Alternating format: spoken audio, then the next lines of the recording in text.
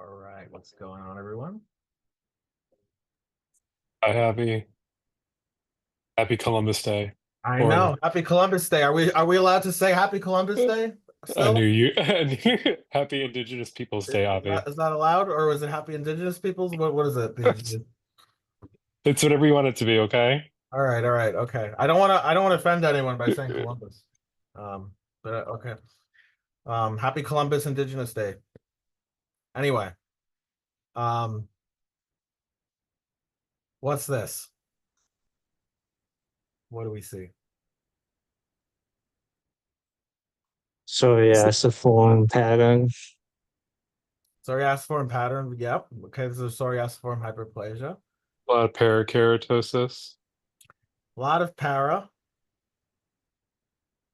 What else?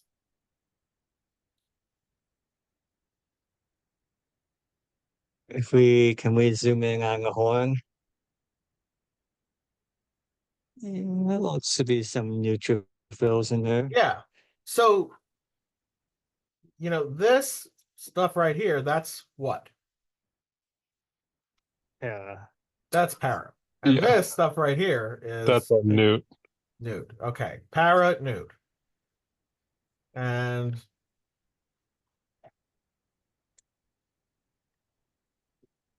when you get a lot of newts, like this, what might we call that? An abscess, or A yeah, like a large pustule. abscess or a small abscess? A pustule. What do we call a small abscess? Like really small? Microabscess. Micro abscess. Yeah, a micro abscess. And someone came up with this or something, or we name it after someone. Potier, or Where do we see Patria's micro abscess? that's in mycosis fungoides. That's in MF. Oh, and then you're talking about like Monroe Yeah, or this is Monroe or uh, a Monroe micro abscess, yes, it and that is a would be Monroe psoriasis. microphone. But you're there. What about okay? So that's a Monroe, and what is Kogoge, that you're talking yeah, about the one in the spinosum, right? like this? Yeah. Kind of getting there. Okay, so good. You know which one's which. On the basic exam, I think they've tested that. I don't know if that's come up on further exams. Okay, so and you see how there's these alternating patterns, there's floating para. Some describe it as the half sandwich sign. I don't know if that helps you. But yes, this is about as classic a case of psoriasis as you can get. All So right. we also have some psoriasiform pattern with a larger subcorneal pustule. Yeah. Psoriasiform hyperplasia. And where are we, by the way? Volar skin. Yeah. Yeah, this is volar skin. With psoriasiform hyperplasia. Okay, good. Para? See. Yes. Newts in the horn? Yes, sir. Okay. This is a little bit large for a micro abscess. Someone said it, right? It's a Subcorneal pustule, like Nick said. pustule. Yes. So what do we think it is? Pustular psoriasis. Pustular psoriasis. Classic site for it too, right? Yes.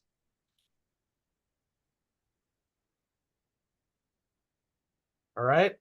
Shave. Impera. There's some para.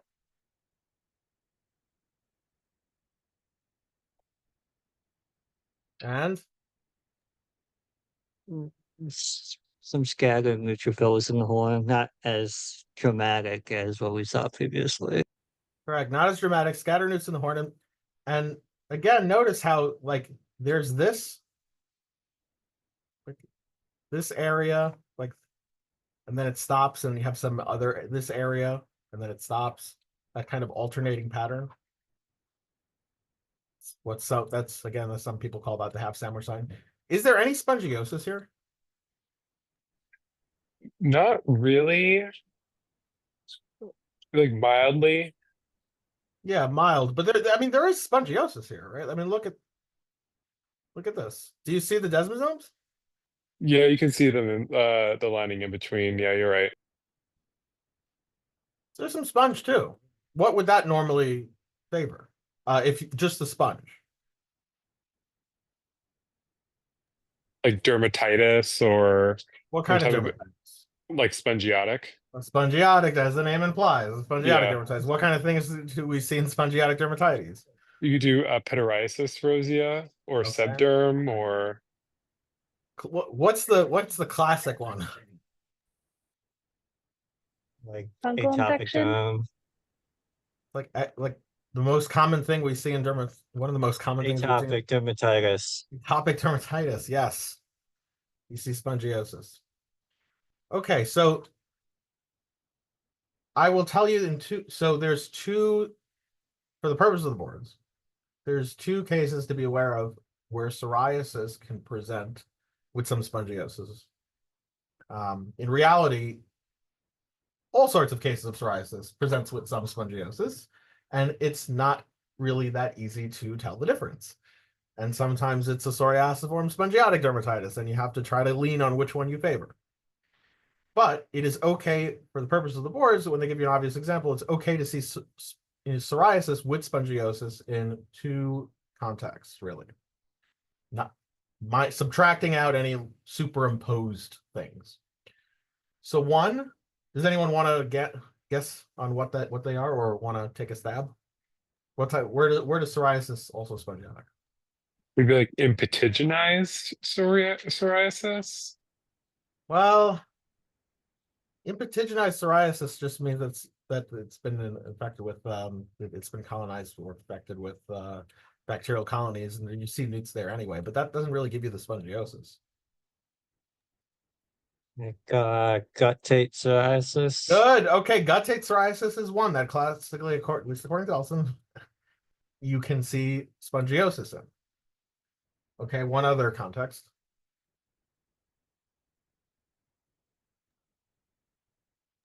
Not sure. Hands. Psoriasis on the hands. Hands and feet. Palms and soles. You can see. And in Palmar fact, contact. if we just go back for a second, look at this. We agree this was palms and soles, right? And it's Yeah, you can see just some mild spongiosis just in the there is a in the little more than epidermis. mild, but yeah. There's spongiosis here. Cool. There's another one too. Oh, which one? Inverse. Oh, that's right. Inverse. Yes. Good catch. Okay. What about this one? Any patterns?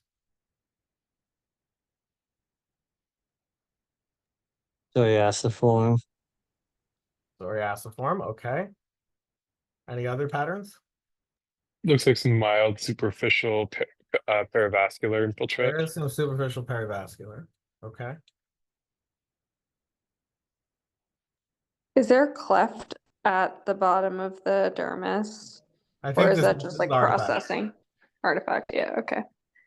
There's some eosinophilia.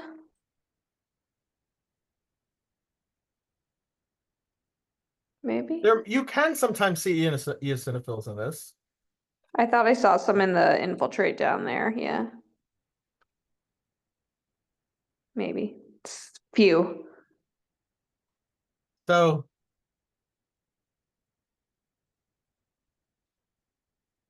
anything else?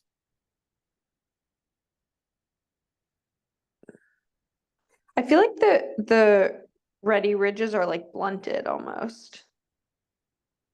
Well, Or maybe maybe blunted's not the right word. Maybe like bulbous. They feel like thicker than normal. yeah. It might be that might be normal for okay, so there might be certain anatomic sites where that you can see that. Yeah. I don't know. I'm just guessing random things at this point. I kind of agree with what Scott and Nick said, just psoriasiform, and superficial perivascular infiltrate. But I mean, is Oh, that clefting? the- I mean, is there some sort of like split? Someone's like, oh spaghetti wait, meatball, spaghetti meatball. Tinea versicolor? well, I don't know about the meatballs. Or it looks like there's something in the actual horn itself. It looks like there's like actual uh they're not being stained by the H&E. Yeah. Oh wow, PAS. Scott, good pickup. I thought that was like orthokeratosis or something. I thought that was like a normal a normal stratum corneum. All right, good job. Okay, so and all right, but here's the thing though. How are most of these oriented? They look like horizontal too. Like Some of them are. What about this one? that's diving deep. What about this one? That's diving deep. What about this one? Diving deep. Uh-oh. So we're trying to decide between corporis or tinea versicolor. Well, no, we already said no meatballs. Wait, Well, physical is spaghetti meatballs. We're So we're trying saying to that go ahead. I think we're deciding if it's the Canada versus dermatophytes or that's Yes. right. Yeah, June's right. So which one's which? What does what? vertical patterns cat is consistent with the Canada. I believe so. Yeah. And that's basically what you have to know. You have to, the rhyme.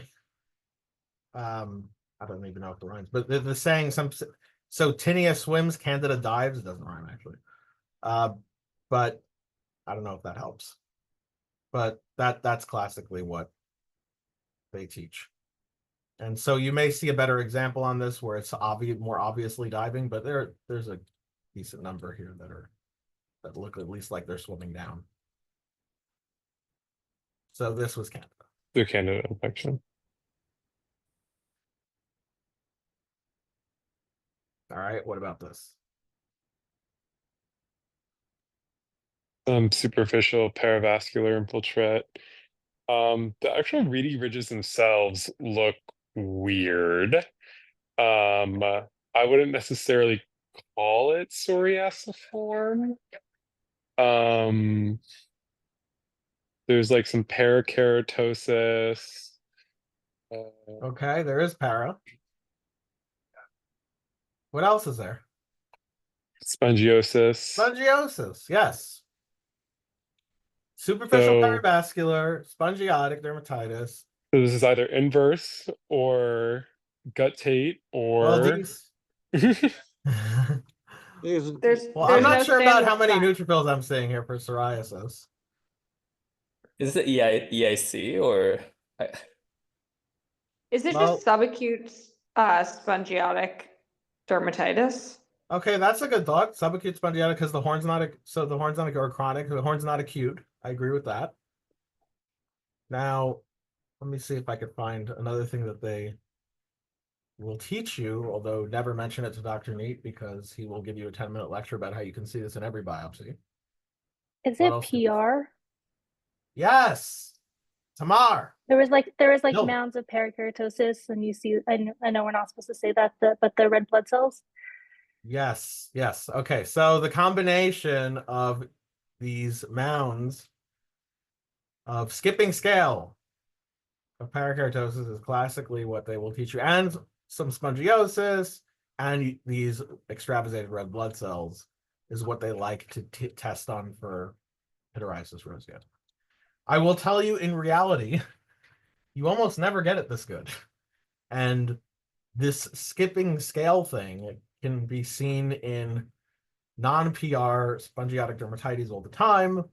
And when things come in as PR, sometimes we don't see this skipping scale at all. But that's how they like to test it. And then as far as the extravasated red blood cells, don't mention that in sign out because Dr. Neat will give you a 10-minute lecture about how that's completely useless, and you can see that in all sorts of biopsies. But for your boards, very important. All right, oh, this is LSC. good. Walk me through it. Why? Well, the classic is like Volar's king and not Volar site. So like And yeah, how do it's you know it's not a volar site? because of here. Because there's hairs. Okay, good. We don't grow hairs on our palms and soles. So it's not a Palmer Sol. And also, is this also red, white, and blue as LSC? Is that something else? Well, okay, so That's LSNA. LSA, yeah, LSNA is red, white, and blue, yeah, and yeah. you have to, but put that at, like, don't hang on to just because I see like a color that's red, and then I see another color like that's white over here, and then I see another color that's like blue over here. Oh, so it must be LSNA, right? That's not going to work. You have to make the associations about what those things are representing. So in LSNA, what is the white representing? They're like the superficial dermal pallor. Yeah, the Ye- papillary yeah. dermal edema. In this case, not really. It's there's vessels and or hyalinization. And what's the blue representing? Like a lichen infiltrate. Yeah. Yeah, and it's not really lichenoid here. Like it starts off lichenoid and then it kind of works its way down, like the band, as it progresses. So in this case, we don't really have that. But I agree, the color you can say, oh well, this looks red, and here like this clear areas look white. Maybe some of this areas look white, and then there's some lymphocytes in here, so I guess it's blue down here. But that's not going to work. You have to the red, white, and blue thing is just for you to tie in the associations of what those features are. It's not to say anything that has red, white, and blue is going to be LSNA. So go by the actual features. Red, white, and blue is just so you remember the feature. All right. What about Perigo? What would that look like? It looks like the same, but without the hair follicles. Looks like the same. You can get with Oh, hair it's follicles. not. It's like nodular though. Yeah, and sometimes you can't really see that. So the point is, it can look exactly the same, and sometimes it can be very hard. Because like you could say, and some people are like, oh well, in Perigo you can see that maybe it's dome shaped. Well, not really. Let's say I just got this. I mean, am I going to see that that's dome shaped? Not really. And also, by the way, maybe this is. If I just got this, maybe this is kind of dome shaped. I don't know. It'd be very hard to very challenging to tell LSC versus Progynodularis apart. So how do we do that? How do we tell it apart? As a clinician, Yes, clinical. Exactly. What's the clinical difference? well, like LSC is going to be a larger plaque and more like usually a plaque, and then PN is going to be like just a papule. Yes, exactly. This is a little weird for LSC, Javi, in terms of like, yeah, the way you guys want to think about it, when you rub something, you're going to get expansion of all the layers. So, and it's typically not parakeratosis that you have here. So it's usually more, hyperkeratotic compact orthokeratosis. Yeah, maybe in those lower halves. Like this. Yeah, and with preservation of the granular layer. So this expansion So of the here. cornified layer, yeah, the granular layer, the irregular epidermal hyperplasia, and then the dermis beneath it with the fibrosis. I think what you have with that pallor at the, in that one section, I think what you're cutting into is the edge of an ulcer, and that's why you're having para Right. with some with the pallor and para. But those lower two profiles, those are more what they should think in their brain of as kind of more classic LSC. Yeah, these guys. Yeah. So yeah. Focus on these things, guys. So what happens sometimes is people what if we hypothesize a little bit, what do people do to their LSC? Scratch the shit out of it. They crash. So they will scratch their LSC until what happens? They bleed and they cause an ulcer. They bleed until the pain of bleeding outscales the desire to the itch receptors, like those itch signals. And it could be just this horrible. I remember I had this patient actually when I was in Cleveland, Ohio. I was doing a trial on one of the drugs for prurigo nodularis, and the patients who came in, I knew they were there because I could smell the iron. I could smell the blood. Like they would just scratch their entire bodies until they bled. So, yeah, horrible disease when it's like head to toe, or even when it's not.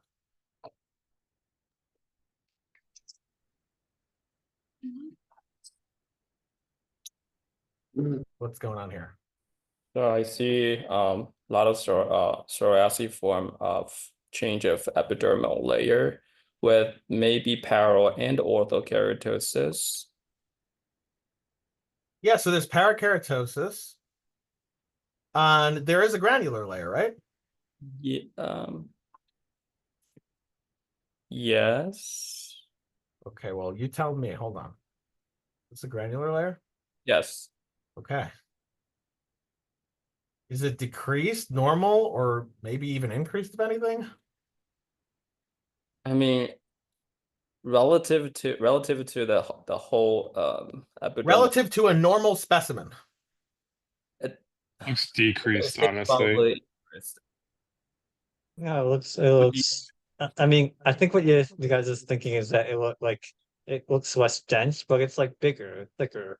it's wider, or I guess. Yeah, fair enough. Yeah, the point So- is, there's no, like, there's definitely, the granular layer is still here. For sure. But above the granular layer, we still have something. Keratosis. Parakeratosis. And something that looks a little bit odd about this parakeratosis. So it's granular. Okay, why is it? What's yes, I mean you're picking up on the granular. Okay, good.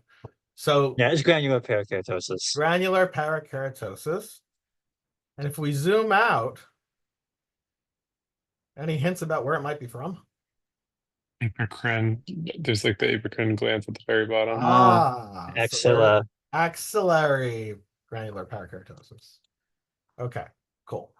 So remember the violators, right? So generally speaking, when we have para, what happens to our granular layer? It increases. It does? No, the opposite. It decreases. Decreases as a heuristic. This is one exception. And what happens when we have orthokeratosis? That's Is what you the have a granular layer thickened decreased or granule retained? retained. Okay, cool. So on that note, do we have para or orthokeratosis? Ortho. Orthokeratosis. Yeah, What about our granular layer? The granular layer is retained. It is? It's Where? diminished. Like It where? looks I like it's think still there though. it's maybe a few cells, but there's not a whole lot. Okay, I'm gonna show you guys like, let's go to like any previous slide where we can have like, not mucosal skin. Okay, you guys see this layer?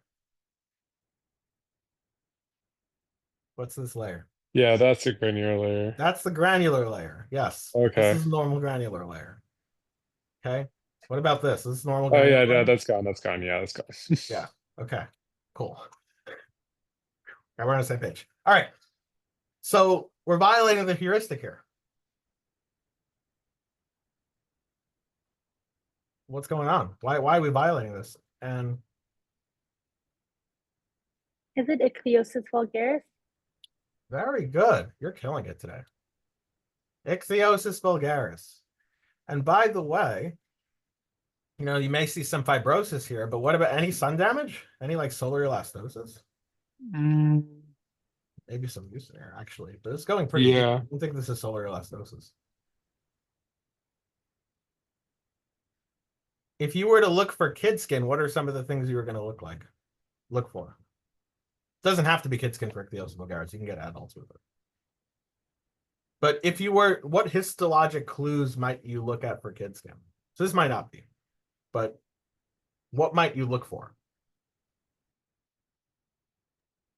Like, I'm gonna think of two, but I don't know if it's like kids versus like more like new like infants, but the adnexal structures are closer together Yeah, generally, yeah, and then exactly. also like no solar elastosis. Right, exactly. Sun doesn't shine through the womb. Okay, so you have some protection. Also, you're born with all your adnexal structures, but you're not born with as much surface area as you are when you're an adult. So where does it go? It just jumbles up together. It's got a smush. So that's two clues that you can look for. All right, where are we? Volar skin. Volar There's skin. psoriasiform changes with perivascular superficial infiltrate and what looks to be some pustules in the epidermis. Are they pustules? Not a whole lot of pretty cell pore. Yeah, posse. And what there's like a lot of also some other reaction pattern here. Spongiosis. There's a lot of a little or a lot. A lot. A Oh, lot of this spongiosity. like could this be like dyshydrotic eczema? Yeah, it can be. Actually, it is this hydrotic eczema. So it's important to differentiate between the psoriasis. So you can get spongiosis on the hands in psoriasis, but this is too much. I mean, you're forming these vesicles at this point. Large, really like massive vesicles. There's like it's exuberant spongiosis. This is very good for dyshydrotic eczema. And you don't need to find EOs in this case. Like you don't need to find EOs to call it, although they may help. All right, cool. You guys recognize this one? I'm not going to go over it. We did that one already in the last lecture. Okay, what about this? Psoriasiform with a slender ridges. Ah, So a as lot some of would say, yes, as Elson would say, the sexy slender reti. Right? Okay. And then what kind of infiltrate? it's hard to tell from this low power, Well, but let's just get the pattern before we do the cell type. those It looks like it could be mixed. The actual infiltrate doesn't look jet black, but it could just like it looks like it could be histiocytic. Well, let's look at this cut. Do we agree that there, at least in some sections, there's a superficial perivascular infiltrate? For sure. At least. Okay. It's also going deep, right? Superficial, but probably extending deep. And now we can look at the cell types. And what's the predominant cell type?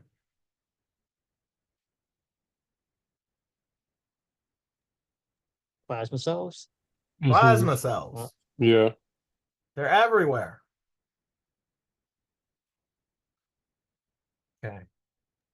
Now if we can see this. But what's this structure in this plasma cell? Spirochete. No. Not in the plasma cell. Let's see if I can force them it.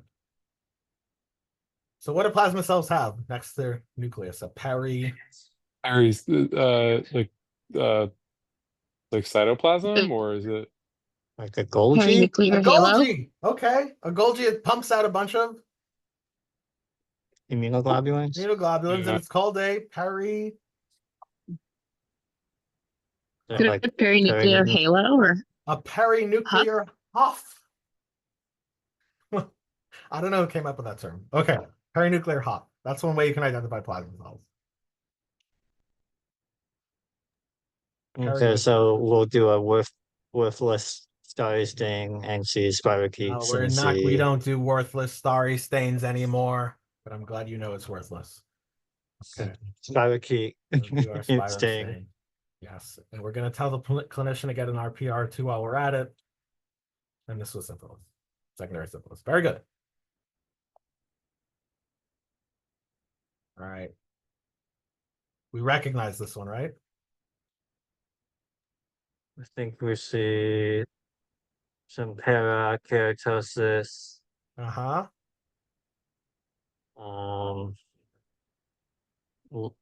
Liking like infiltrate. Okay, good. You're picking up on that. Well, like it's not quite. I mean, it's somewhat lichenoid, but you're picking up on. I mean, I can see the DJ. Yeah. It's like there's a band-like areas, but not quite band-like. So, but are you picking up in the vacuolation of the DJ? Yes. Good.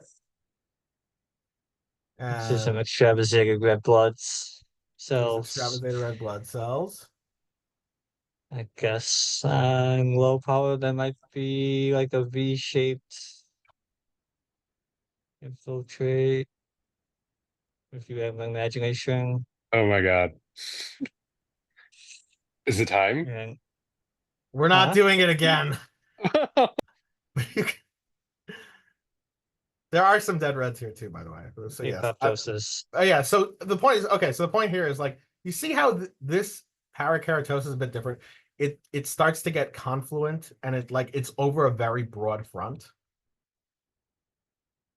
See how it starts here? It keeps going. It keeps going. So the P stands for. You said we were gonna do it, Avi. No, okay, we're not gonna do it. Okay, parakeratosis over broad front, though. All right, you guys know Plebo. All right.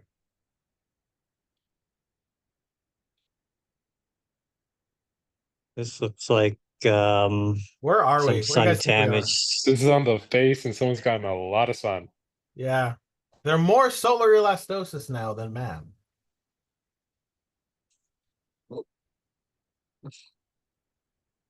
Yeah. Can we zoom in on hair follicle? Yeah. Okay, so we see some para next to the adnexa. So like shoulder parakeratosis. Okay, Derm. subderm. Very good. Killing it.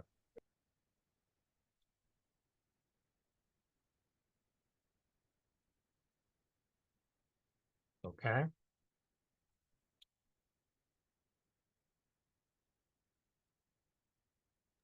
Ortho, hyperkeratosis with some parakeratosis.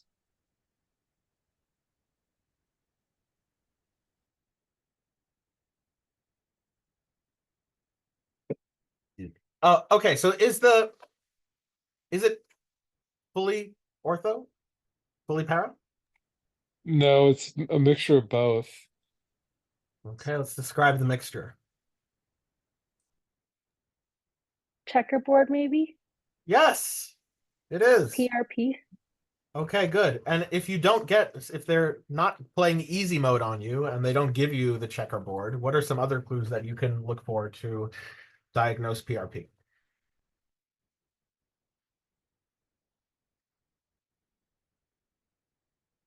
I kind of think of it maybe like psoriasis looking, but with the granular layer.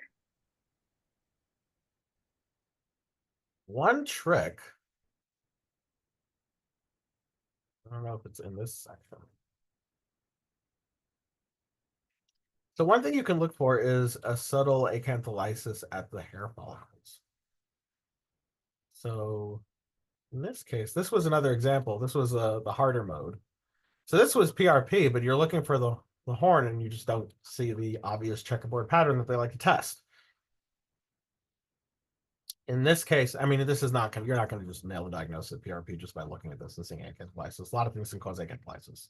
The point here is just to show that in PRP, you can sometimes get this acantholysis of follicular structures. Avi, what would be like that checkerboard pattern that Tamar was referring to in that previous Oh, sure, specimen? yeah. So it's alternating in both of the horizontal and vertical planes. So see how there's para over here, but no para over here. And then also notice how there's para over here, but no para over here.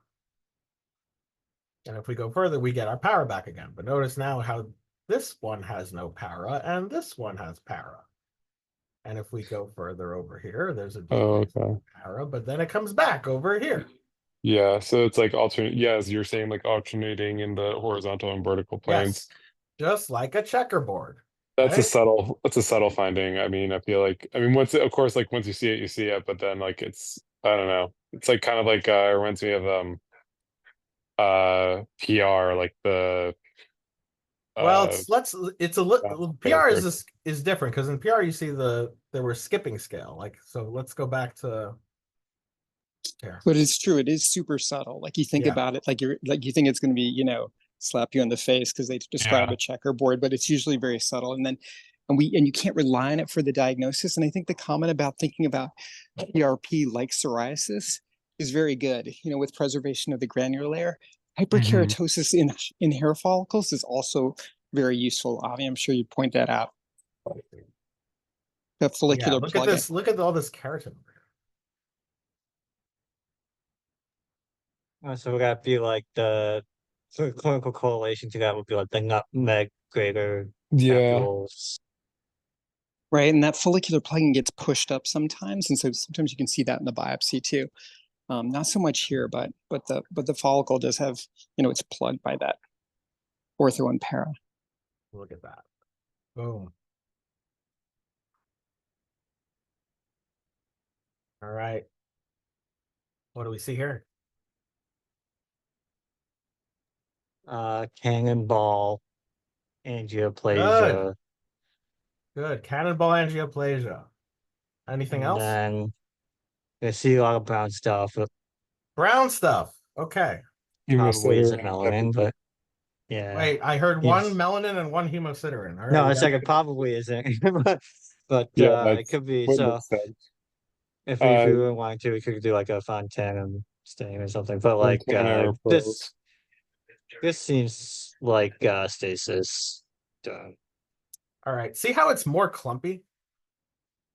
And it also has more of a yellow color to it. So that favors what? Hemosiderin. Yeah, more like a golden. Yeah. Hemosiderin. And you can imagine where is this hemosiderin coming from? From all the blood cells that are leaking out from static vessels. Right. This person has been standing all day for their whole life, probably. This is horrible stasis dermatitis. Not fun. Okay, good. Okay. Psoriasiform, spongiosis, parakeratosis.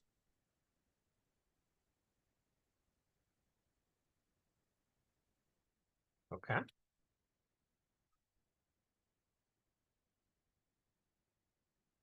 Any EOs? It's helpful to look for EOs that can. So if you find EOs, you can militate one way or another. I don't see any. I don't believe there were any. Also, what are these?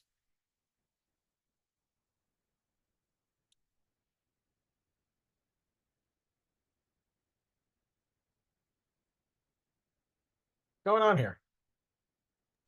I don't know the name for it, but it's like the dilated vessels and capillaries and like the tips of the vidi. Yeah, there's like thinning of these super papillary plates, and these vessels are really pushed up. And what happens if you flake off the skin then? The scale. It'll start bleeding. Pinpoint bleed. What do we call that? Wart. Warts. Auspitz. Or warts. Auspitz. Auspitz. That's it. The Auspitz sign. Okay. Has anyone actually tried doing that, by the way? No. No. I mean, it was like creep off your usually you can just psoriasis tell. to the Auspitz sign. Yeah, so not really the diagnosis. Anyway, what else do we have other than para? Ants analog. What's this? Ants analog. Yeah, It's which is what? neutrophils. Neutrophils. Okay. So all together, what's this? A throwback to psoriasis. Psoriasis.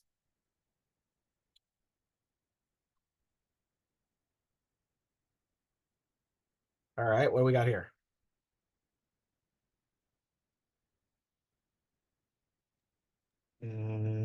Perivascular infiltrate. Okay, superficial, maybe a little more deep infiltrate as well. But yes, there's definitely some superficial perivascular. There looks like pustules Okay, good. And then like some acantholysis, so something that's ruptured. But yeah, Okay, those are sometimes all. you can see a little bit of dead reds adjacent, which you do here. So there's pustules, but what else? Like what's surrounding these pustules? There's also some spongy. So where is the pustule? It starts here. Subcorneal. Subcorneal pustule. Subcorneal pustules. And then you also have a superficial perivascular dermatitis. Maybe even deeper. Any cells of note that you might see here?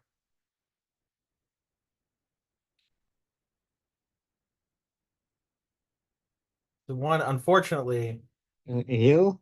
yeah, there are EOs in here. Good. And unfortunately, it can be hard to see on this scan, and you can't really do a twinkle, twinkle little star to see the granules with the condenser off on digital. But yes, good. Picking up on the EOs. Okay. So what are we thinking? Erythema Spongiosity. toxicum. Neonatorium. Oh, not ETN. AJEP. AJEP. Yeah. General xanthematous pustular dermatitis. There's Murray. Hey, there's some EOs. Okay, so you have the spongiosis. You have your subcorneal pustules.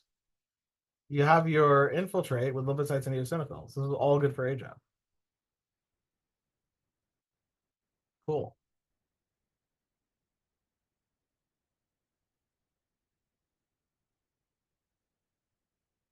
Okay. Let's see if we can nail the last case. So what's the pattern? Psoriasiform. Psoriasiform. Okay. Parakeratosis. Para, what's going on with this para? With also hypergranulosis. Mm-hmm. The para is like, it's not all on the same, like there's like areas of parakeratosis. Alternating, yeah. Yeah. Yeah. It's alternating in which direction? Horizontal. Horizontal only. This is Ivan. Very good. Yes. This is Elvin. Okay, we did nail the last case. Yeah.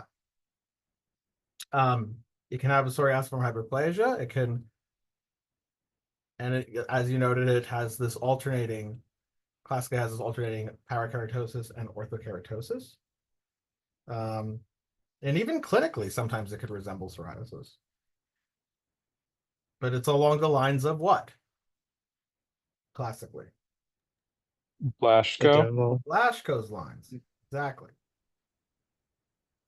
And then we wouldn't necessarily be able to differentiate this between like Ilvan and epidermal nevus syndrome. Like they're histopathologically the same. I'm not sure. That is, I can get back to you on that. I don't know if there's any histologic clues to differentiate those two on pathological. They're different.